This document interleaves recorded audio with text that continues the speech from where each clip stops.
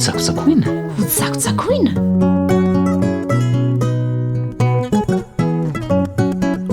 dia ny atsipoan'ny manam-panahy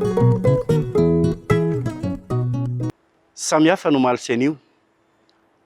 ka aoka hifanaraka amin'ny vanim-potoana sy ny toerana no ampianarany any ankizy hahay izatra ampifanaraka ny fiainany sy ny zavatra noloany